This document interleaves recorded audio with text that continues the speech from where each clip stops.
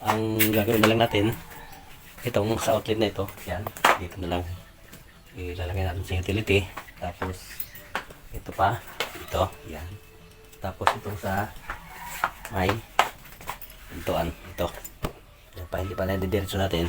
Ngayon, yan muna ang gagawin natin.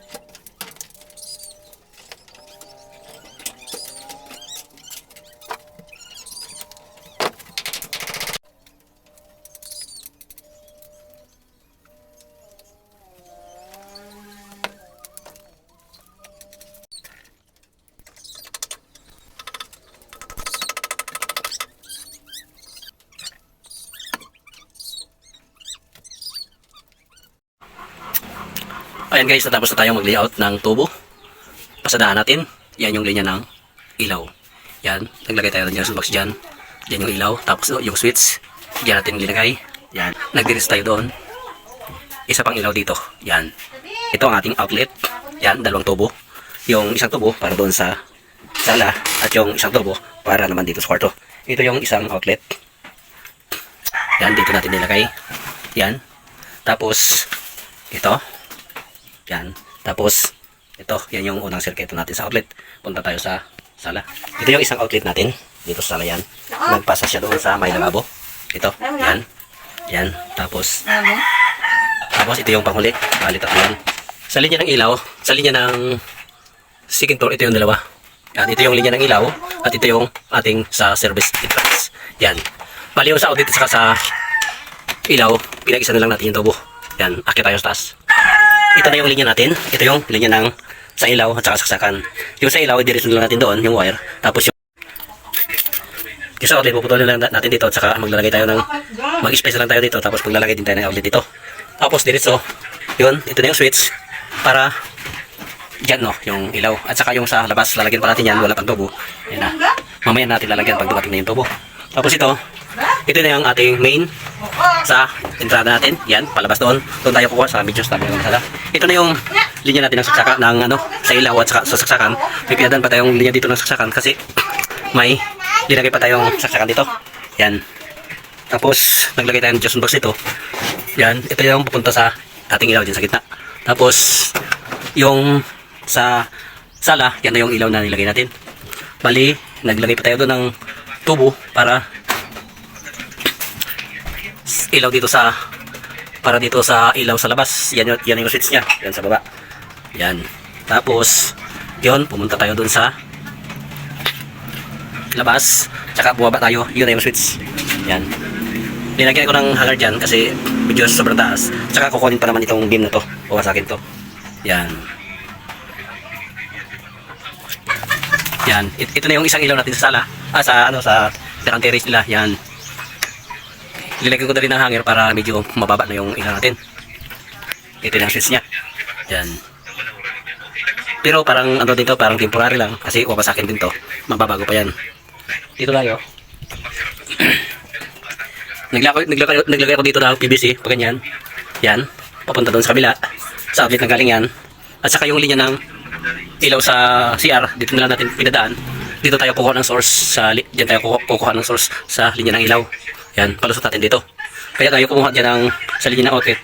Maglalagay tayo ng linya ng water pump. Dito sa CR code nila yung switch ng water pump. Ito na yung pinaka-switch ng water pump. Naglagay tayo naman ng PVC dyan para yung galing sa outlet, lusot na lang, diretso na lang dito. Tapos ito yung switch ng ating CR. Yan yung ilaw. Yan. Diretso na yan doon yung naka-offset dyan sa kabila. At kung maglalagay tayo ng linya sa motor, dito na lang natin patagusin shipping natin dito. Hanggang doon. Ayan. At yan na nga pala yung ilaw natin para dito sa labas. At saka yung switch niya. Ito na yon. Yan. Guys, mag-wiring na. Okay na rin yung ating mga tubo. Tara guys, magwa-wiring na tayo. Ito na nga pala guys, gumamit tayo ng wire puller para hindi tayo mahirapan sa pagsuot ng wire. Dito na siya naglusot. Yan o. Yan na. Yan.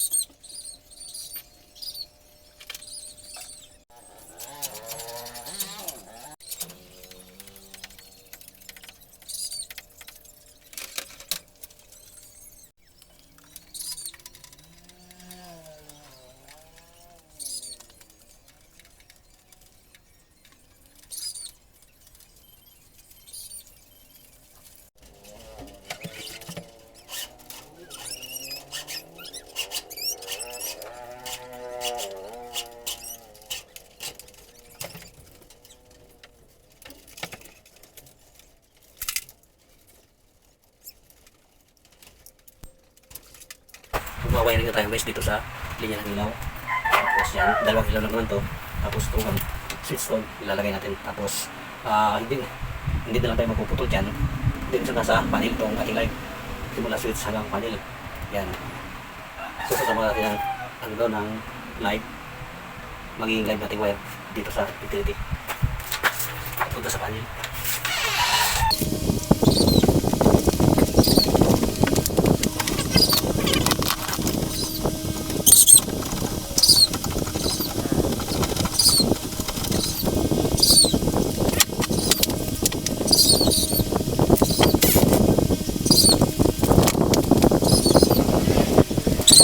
Yung sa isang ilaw padaan na lang natin dyan sa junction box, hindi tayo magpuputol, diretso tayo dyan sa ilaw. Ayan, so ito muna to.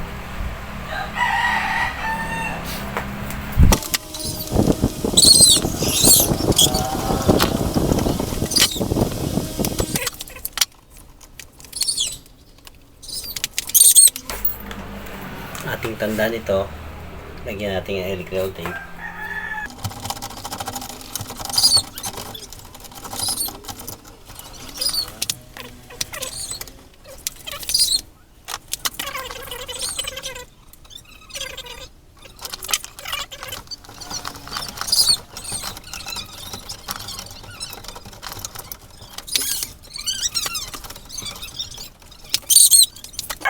Tinanda natin yung magiging live niya, yung return galing sa switch, saka itong ground sabay na lang natin, itong ground sabay na lang natin isot doon sa tubo. Yan.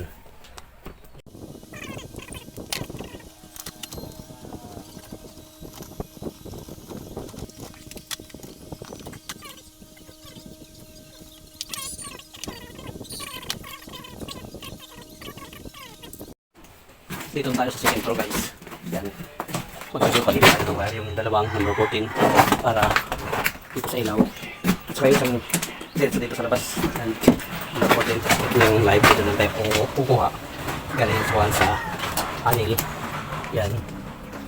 Ito yung live, yung ground ang nakadiretso. Ito natin dyan. Maglalagay pa tayo ng wire pa dito ng number 12. Padiretso doon. Sa kabila. Yun, dito doon.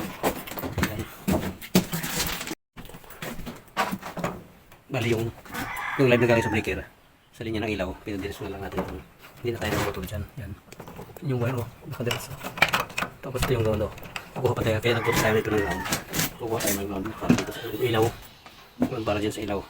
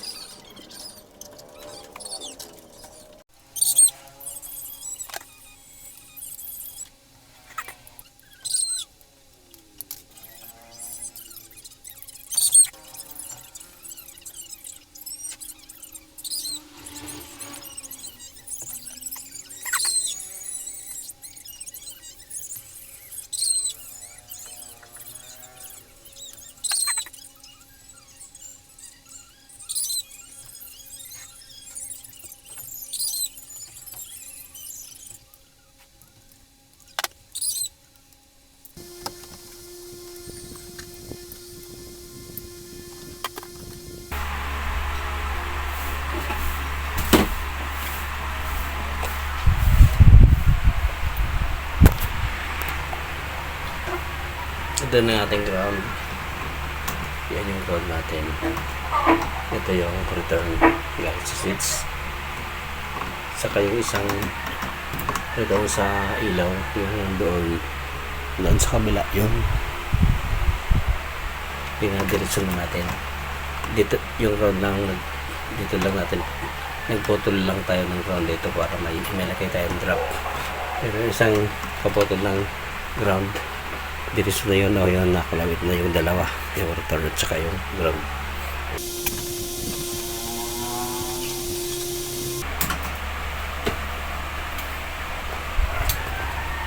Bali yung ating live, hindi na tayo magputol dito, diretso na yun sa ating switch, yun doon ang switch yun.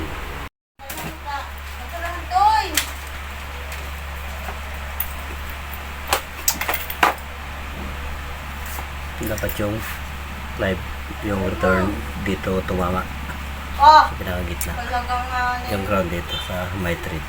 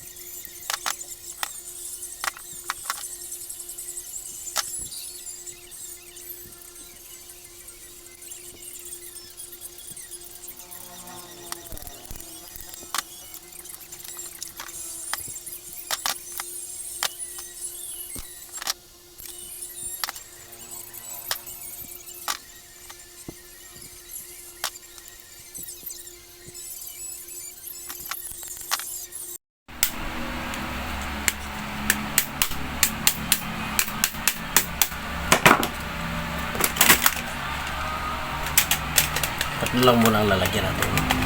Tapos sa kwarto lang muna ang ating lalagyan ng power. Yan.